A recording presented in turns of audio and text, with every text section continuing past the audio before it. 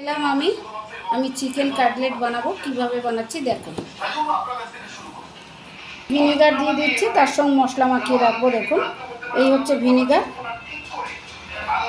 Vinegar যদি না থাকে, হাতের কাছে লেবু থাকলে লেবুই দিয়ে দেবেন। আমি অল্প একটু ভিনেগার দিয়ে মশলা দিয়ে মাখিয়ে রাখলাম, তাহলে এটা ভিতরটা ভালো ফ্রাই হবে এবং সিদ্ধ হয়ে যাবে মাংসটা। আর এর সঙ্গে দিচ্ছি দেখুন আদা রসুন পেস্ট।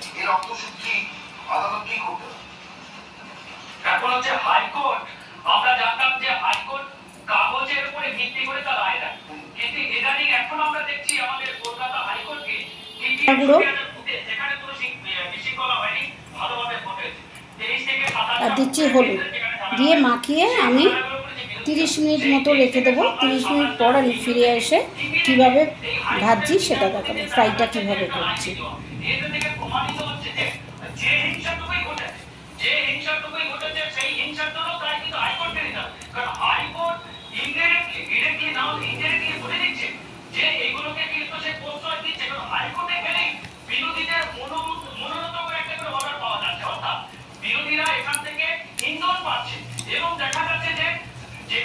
এবার মাখার পর একটুখানি হালকা নুন দেবো, কেন আমি যে কোটটা বানাবো ব্যাটারটা তাতে তো নুন পড়বে।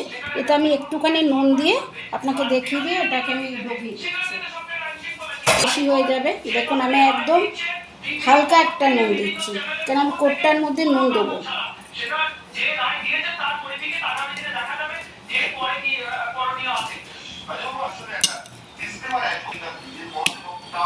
ফ্রিজে রেখে দিচ্ছি।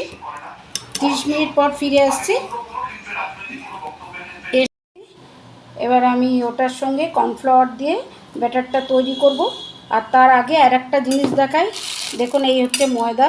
কোটিং করার জন্য আমি ময়দাটা নিয়েছি এই যে থালার মধ্যে, আর নিয়েছি এই দেখুন কর্নফ্লাওয়ার। এটা আমি ডিমের মধ্যে দেবো, আর একটুখানি এখানেও লাগবে। আমি কি করছি, আর এই হচ্ছে আমার ব্রেড ক্রাম্ব, সেটাও দেখিয়ে দিলাম। এবার থালায় ঢেলে আমি দেখাচ্ছি। তার জন্য আমি একটা মশলা সবসময় সব কিছু দিয়ে তৈরি করে রাখি, একটু গুঁড়ো মশলা, সেটা আমি ব্যাটারের মধ্যে দিয়ে দিলাম। একটু নুন, এই দেখুন আমি হালকা নুন দিলাম, ওইটার মধ্যে একটু ছিল বলে। আমি একটু কর্নফ্লাওয়ার দিয়ে নিলাম যাতে কোটিংটা ধরতে পারে। লাগলে আবার আমি ডিম আর এটা নিয়ে নেবো। আগে আমি এটা দিয়ে দেখবো, আমি 4টে করব, কতটা লাগে।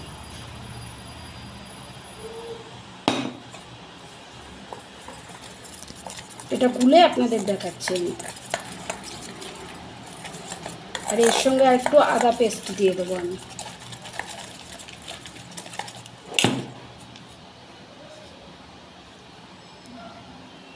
দেখুন হালকা আদা দিয়ে দিলাম।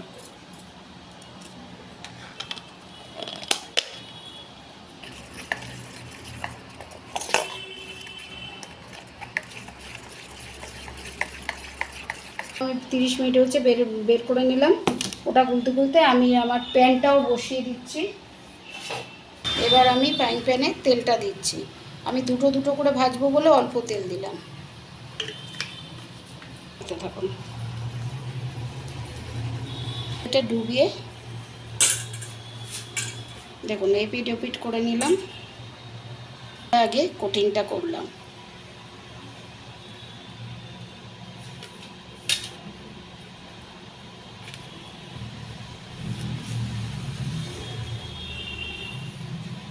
একটু গাটা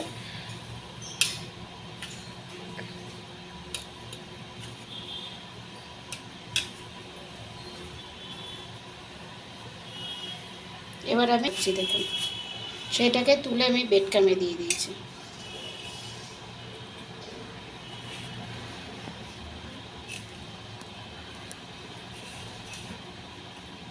এসে আমার তেল গরম হয়ে গেছে। প্রথমে সিমে আঁচে দিয়ে দিয়েছি, কেন ভিতরটা নাহলে ফ্রাই হবে না।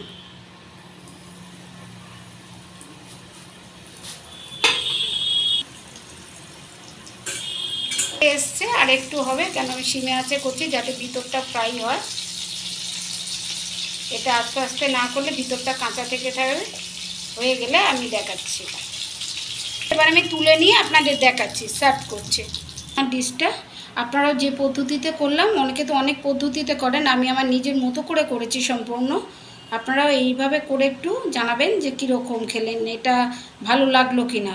বন্ধুরা সবাই ভালো থাকবেন। আমি অনেক দিন পরে দিলাম, মাঝে মধ্যে শরীরটা খুব খারাপ হচ্ছে।